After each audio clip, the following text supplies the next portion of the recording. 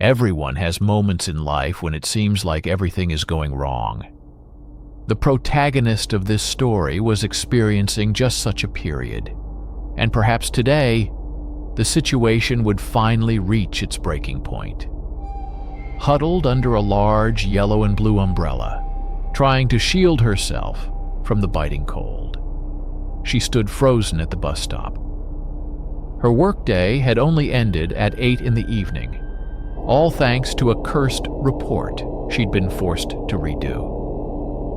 Resentment quietly simmered within her. The report had been perfectly acceptable, no worse than any previous ones. However, her department head, in a foul mood due to personal troubles, had vented her frustration on whatever documents were at hand. Ironically, today was precisely the day she needed to avoid her boss's displeasure. The protagonist had planned to ask for permission to take time off tomorrow afternoon, a rare request, as she feared losing her job. But how could she ask for such a favor when her boss was already upset with her? In the end, she couldn't bring herself to approach her and speak.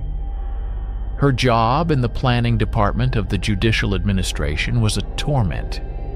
It was a dreary institution with ill-defined tasks and a bloated workforce, staffed mostly by women nearing retirement and recent graduates attracted by the civil servant status and benefits package. 17 years ago, after graduating from law school, she had come here hoping to gain experience, only to find herself trapped in this place ever since.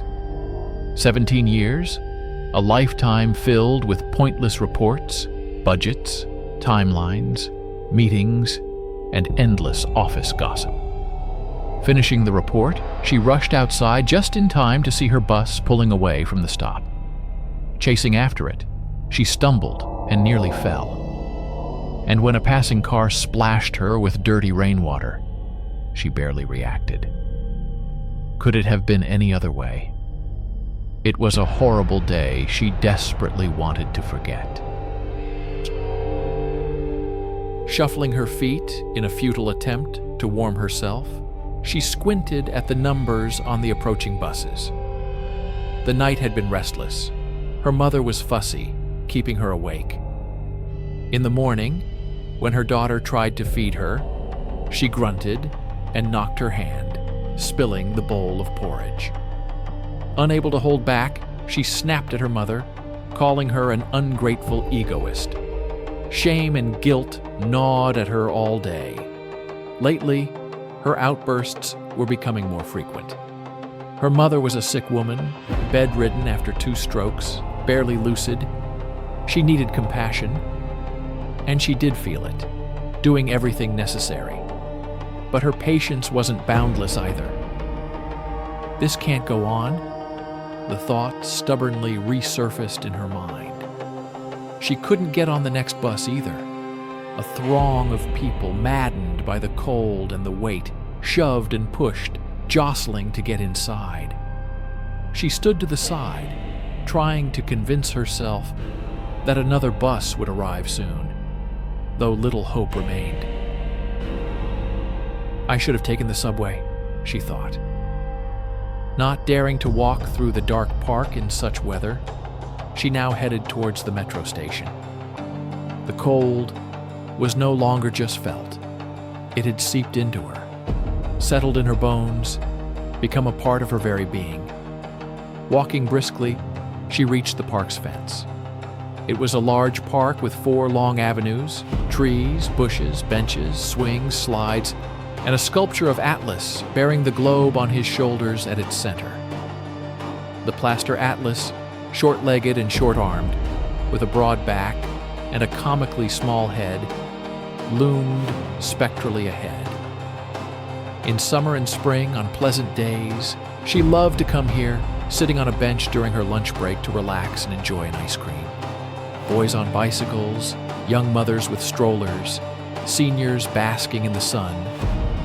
But now, the park was gloomy and deserted. Children, mothers, and seniors had long gone home. Clenching her umbrella tighter, she moved forward. Everything happened just as she almost reached the Atlas statue. Someone tall, strong, and swift silently lunged at her, snatched the bag from her hands, and then vanished without a trace into the darkness. The empty autumn park, darkness, the sound of rain. She didn't have time to be scared, call for help, or resist. Standing in the middle of the park, stunned and bewildered, she couldn't comprehend what to do next. A sudden gust of wind broke her umbrella, twisting its thin spokes inside out. What awaited her? Would she be able to cope with the challenges that had overwhelmed her? Like an enraged beast, the wind furiously tried to rip the umbrella from Sonia's hands, forcing her to frantically cling to her slipping shield, desperately trying to regain control of the unruly spokes. But all her efforts were in vain. One of the spokes treacherously snapped, and the umbrella, like a wounded bird with broken wings, hung limply, losing its form and function. The rain, as if mocking her plight, intensified, cascading cold drops down her collar, sending shivers through Sonia again. Exhausted from battling the umbrella, she flung it away in a fit of despair and belatedly cried for help. "Help somebody!" But, of course, no one answered her desperate plea. And who, by chance being nearby, could have helped her in this situation? Perhaps only by offering shelter under their own umbrella. After all, the robber had long since disappeared, dissolved into the urban bustle. Sonia was so worn out and disheartened, so drained by the day's string of misfortunes, that she had no strength or desire left to cry or give in to grief. Meanwhile, the situation was critical. Her battered old bag, with its torn lining and scuffed sides, which should have been retired long ago, contained only her apartment keys. There was nothing more valuable inside, just cosmetics in a makeup bag, a comb, a neatly folded plastic bag, an umbrella cover, and a faded faux leather wallet, holding a paltry 165 rubles, stashed in various compartments. Fortunately, her cell phone and transit card were in her coat pocket. It was reasonable to fear that the robber, embittered and disappointed by such a meager haul, might return and vent his rage on the bag's owner. She shoved her hands deeper into her pockets and trudged toward the park exit. Her way home was blocked. First, she had to go to Maxim's. Fortunately, he had a duplicate set of keys and lived only a 10-minute walk from here. Of course, her neighbor, Aunt Katya, also had a spare set. Aunt Katya was a true savior, a lifesaver, an invaluable gift from fate. When Sonia was tied up at work, Aunt Katya would look after her mother, visit, feed her lunch, do everything necessary, and still charge Sonia a very reasonable fee. Sonia couldn't imagine how she would manage without Aunt Katya. Hiring a full-time caregiver was completely unrealistic, unaffordable for her modest budget. But she couldn't quit her job either, as she needed an income to live. And to make matters worse, today, the indispensable Aunt Katya had called to say she was urgently leaving to visit her daughter in Zelenodolsk.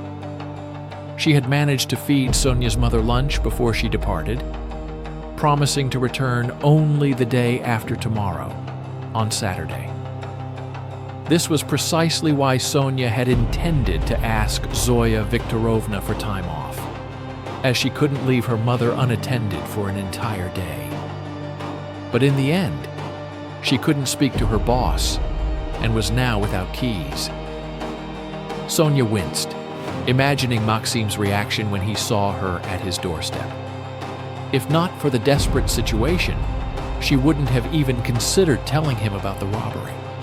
Sonia knew Max would get terribly angry, reproaching her for being foolish and careless. He was a serious and level-headed man himself, one who thought through every detail. Nothing like this would ever happen to him. They had met last year in this very park, and Sonia still couldn't quite grasp the idea that she might marry a man like him in the future. She hadn't even imagined that at her age, and with a sick mother to care for, a serious relationship could develop. Sonia felt awkward in Maxim's presence, sensing she paled in comparison to him. Sometimes it seemed he was ashamed of her awkwardness, her inability to dress stylishly or carry herself gracefully in company. On the other hand, Sonia felt that Max needed her, and that was the most important thing.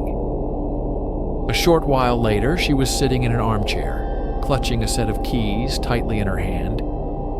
Their sharp edges painfully dug into her palm, distracting her from unpleasant thoughts and helping to keep her emotions in check. Maxime, just as Sonia had expected, was scolding her like a delinquent student, his voice growing louder and louder. "Not only are you like a complete idiot, hanging around at the bus stop when anyone knows you can't squeeze onto a bus during rush hour, but you also trudged through the park. That's the height of idiocy, even for you. Couldn't you have figured out it would be better to go around, even if it took a little more time?" "But Maxie, I just really..." Sonia timidly tried to interrupt Maxime. "I've told you a million times. Don't call me that cutesy nickname," he irritably snapped. "When will you finally learn to remember what I tell you?" "I'm sorry.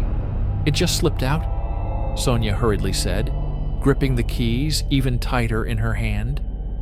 "Slipped out," Maxime mimicked.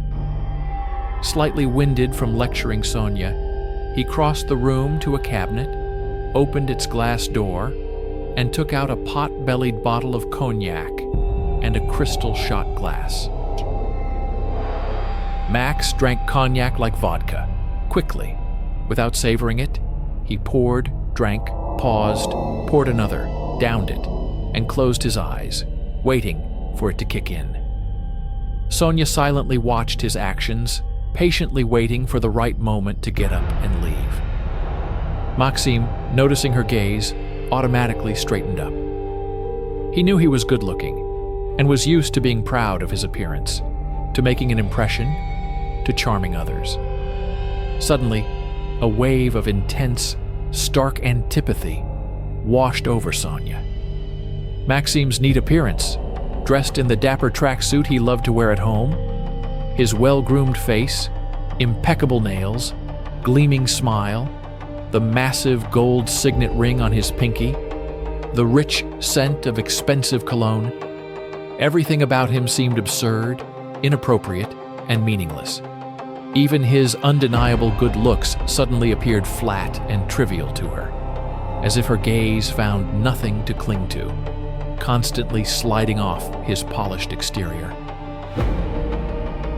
His profession isn't very masculine, a thought flashed through Sonia's mind. Could a real man really dedicate his entire life to accounting, even as a chief accountant? The phone rang melodically in the hallway.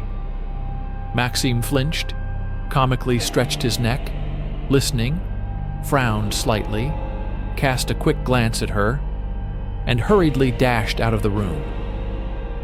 Left alone, Sonia scanned the room as if seeing it for the first time. It was decorated in the same ornate and expensive style as Maxime's entire apartment. The walls displayed incomprehensible canvases, chaotic combinations of multicolored geometric shapes. The furniture, chandeliers, lamps, curtains, carpets.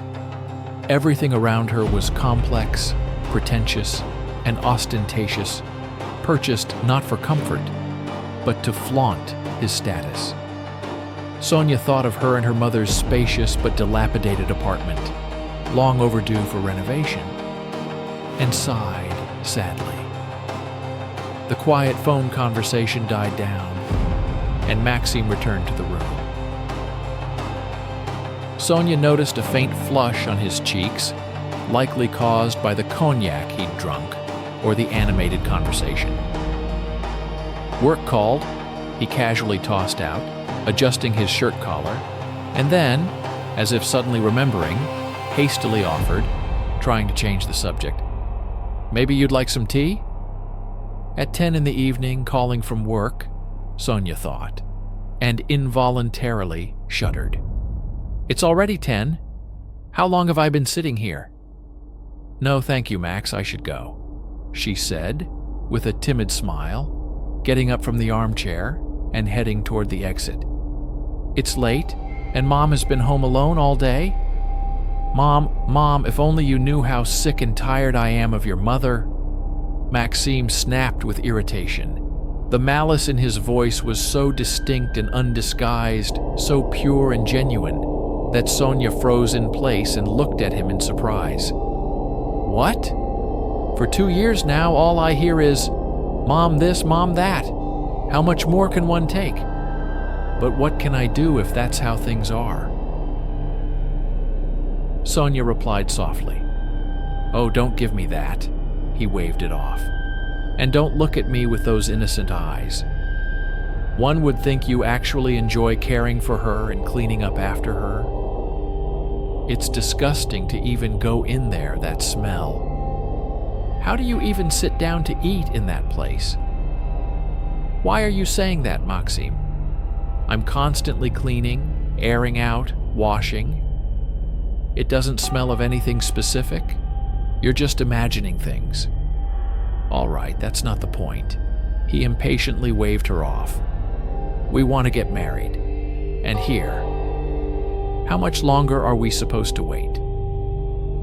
Maxime had proposed to Sonia 6 months after they met. He had everything calculated with accountant-like precision. They would get married, profitably rent out his apartment, and then do a major renovation on Sonia's place and move there. He had been simply astonished when he first saw Sonia's apartment. He had always dreamed of such a dwelling, with spacious rooms, long corridors, high ceilings, and luxurious double doors. Oh, how he would transform this place, what beauty he would create, what renovations he would undertake. He had thought through every detail, mentally pictured everything down to the smallest detail, and couldn't wait to begin realizing his grand designs. But time passed, and Sonia's mother just kept living.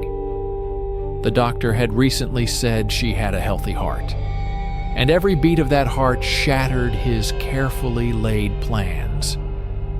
Although, of course, he had decided to marry not only for the apartment. Sonia's gentle nature and humility, rarely encountered these days, attracted him. And perhaps most importantly, her dependability. She devotedly cares for her sick mother, never abandoning her. Of course, this was starting to get annoying, but it also showed that he wouldn't find a more loyal wife. And for romantic flings, there were plenty of other women around. Max, maybe we could get married sooner, Sonia timidly suggested. What's the point? Rush to the registry office now? You can't move in here, and I'm not going to live at your place while that's going on. Max, what are you suggesting? Sonia asked softly, feeling fatigue binding her. She seemed to sag, to age. It became difficult to breathe and blink, let alone live. What am I suggesting? Maxime asked loudly and assertively. I'm suggesting you think about yourself. My dear, look how you're living. Your entire salary goes to diapers, medications, and that. Aunt Katya, you fret over every penny, you dress like God knows what, and this nightmare has been going on for 3 years. Have you thought, what if this lasts another 3 years, or even longer? And it would be one thing if your mother understood anything. But she doesn't recognize you. She doesn't understand anything. She doesn't speak. She only grunts and screams. And you, like a madwoman, rush around her, sitting her up, laying her down. Maxim, gesturing, tried to mimic Sonia's frenetic behavior. He reproached her for being worn out by her burdens, forced to haul that bulk to the bathroom, while she herself looked utterly haggard. Sonia, as if resisting an internal struggle, asked the question again, not quite understanding why. "What are you suggesting?" After a brief pause, Maxim spoke in a softer tone, with poignant and gentle notes in his voice. "Sofochka, I've wanted to talk to you for a long time. I might be harsh sometimes, but you know how I feel about you. I'm genuinely concerned about you. You see, there are specialized facilities for people with conditions like your mother's. We could consider placing her there. I've already looked into the details, and it's not easy. But, as you know, I have certain connections." Maxim paused meaningfully and continued, "You won't have to worry about a thing. Just give me your consent, and trust me with this, and I'll handle everything in the best possible way. Sofochka, believe me, they'll care for your mother there just as well, maybe even better than you do. They're professionals after all. I just ask you not to say no right away. Think about it. It would be better for everyone, and first and foremost, for your mother." Maxim's words sounded convincing and reasonable. He knew how to be charming and cat-like affectionate when needed. In the beginning of their relationship, Sonia had been charmed by his tender care. At the right moments, Maxim became captivating, loving, and sweet. And this held her so tightly by his side that she couldn't even contemplate leaving him. "Sweetheart, you've completely worn yourself out. And who needs your sacrifices? Aren't you tired of getting up at night fussing with injections and IVs? Your mother, if she could hear me, would approve of such a step, I assure you. And besides, hand on heart, you know that she genuinely doesn't care who looks after her," Maxim continued. "Sofochka, why are you so quiet? Listen, maybe you'll stay the night at my place. We'll have dinner, relax, drink some wine. I have your favorite peach wine." Maxim moved closer and looked at Sonia with a long, lingering gaze. He placed his warm hand on her thigh with the casual confidence of an owner. He smelled of cologne and cognac. Sonia stood, helplessly looking at him, so handsome, strong and convinced of his righteousness, unable to move. Her own vague thoughts, mercilessly articulated by Maxim, crushed her, pressed her to the ground, and drained her strength. "I know it's hard to make up your mind, but weigh everything, think it over calmly. No one is demanding an immediate answer." "Everything will be fine, I promise you," Maxim cooed, trying to catch Sonia's eye. "Sofochka, we'll get married, start a new, normal life. If you want, you can quit your job. We'll have a child. Women have children at 40 these days, and you're only 38? "Yes." Sonia mechanically nodded. He continued to speak, but she stopped hearing him. She remembered that her mother had also given birth to her late in life, at 36. It had taken a long time to conceive. She and her father had been married for 10 years before their long-awaited daughter arrived. Her mother said that her father cried with happiness when he saw the newborn, and a year later, he died of a heart attack. He passed away quite young, not even reaching 40. Her mother never remarried.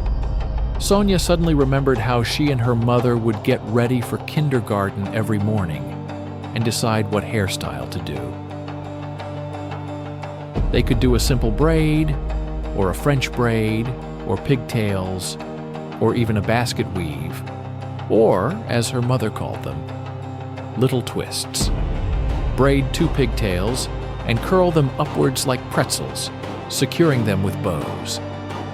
This morning ritual was so engaging and joyful.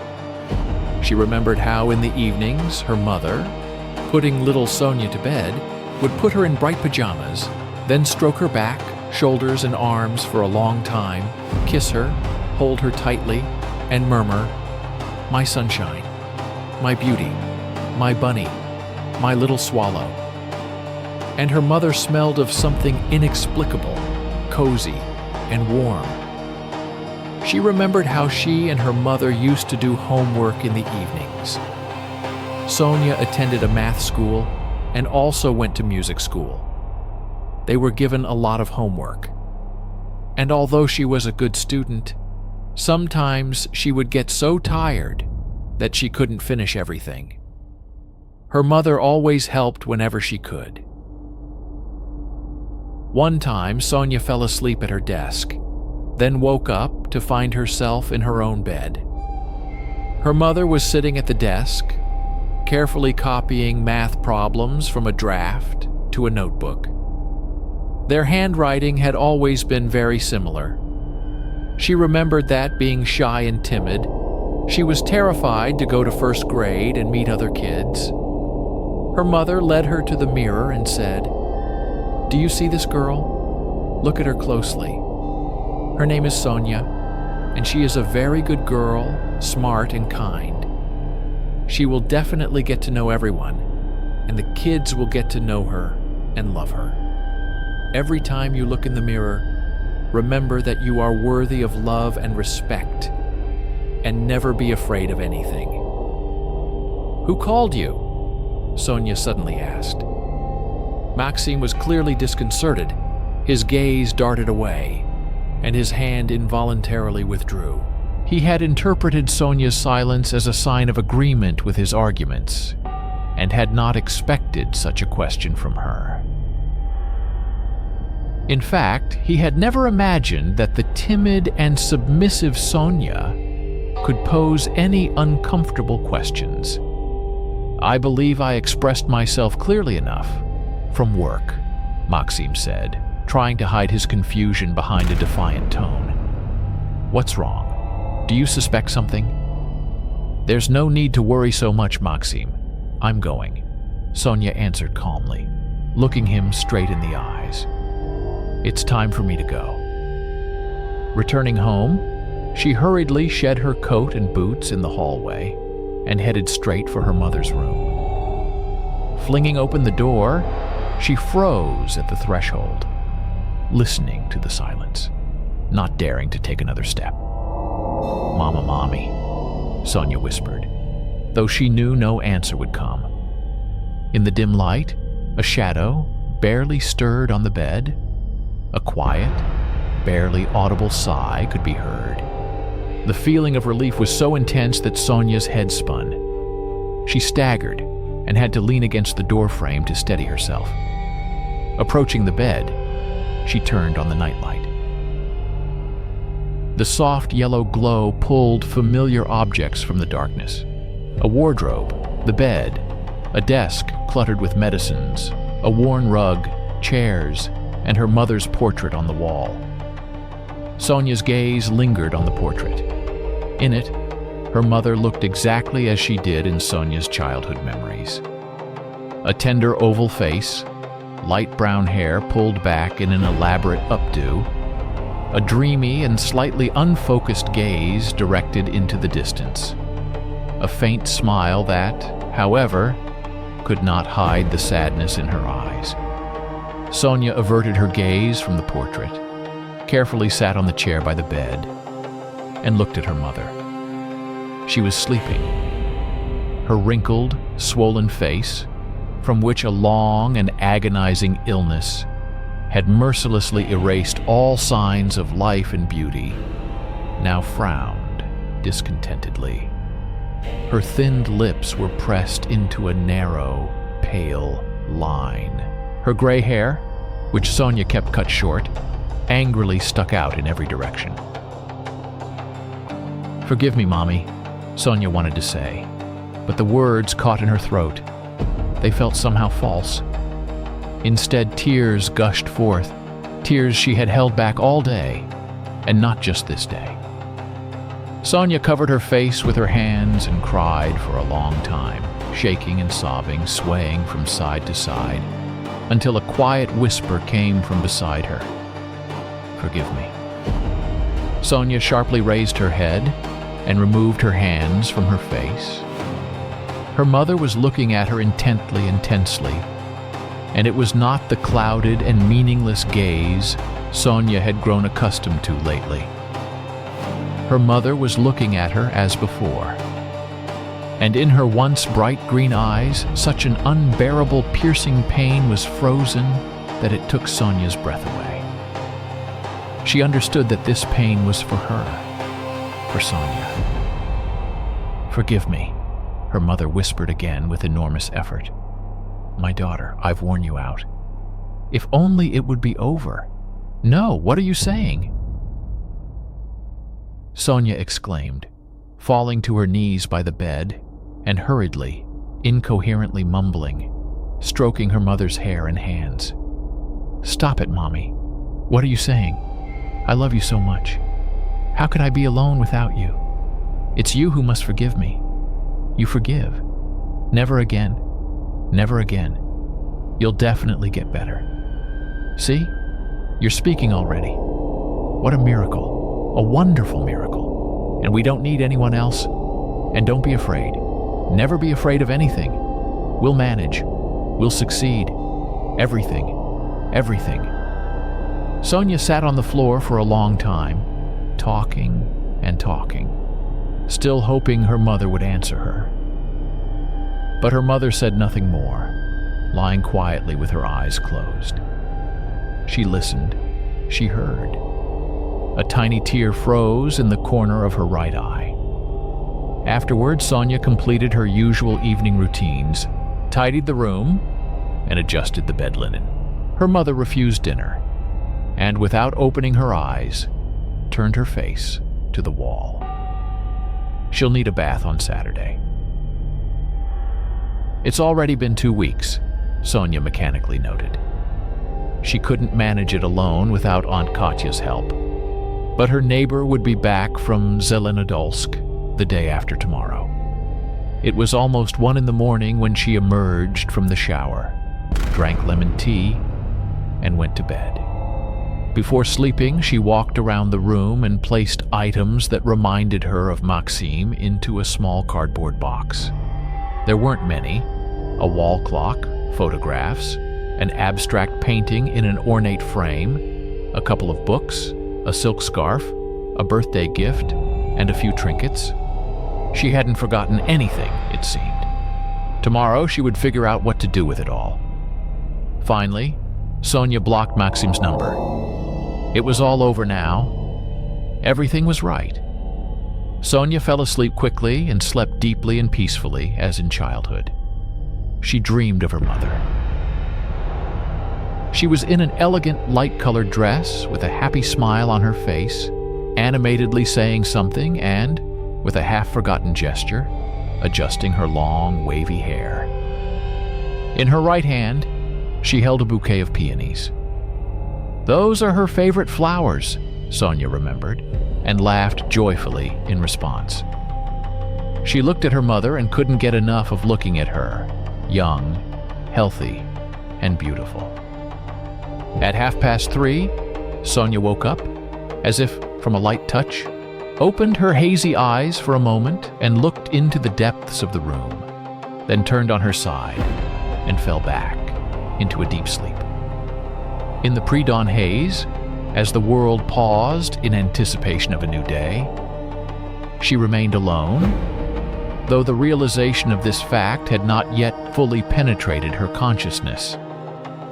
The silence around her seemed to envelop her, creating a sense of tranquility.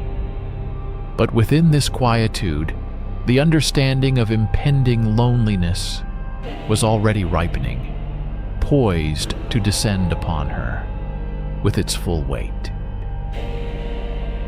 She stood on the threshold of change, unaware that this serene moment was the last respite before a storm that would forever alter her life.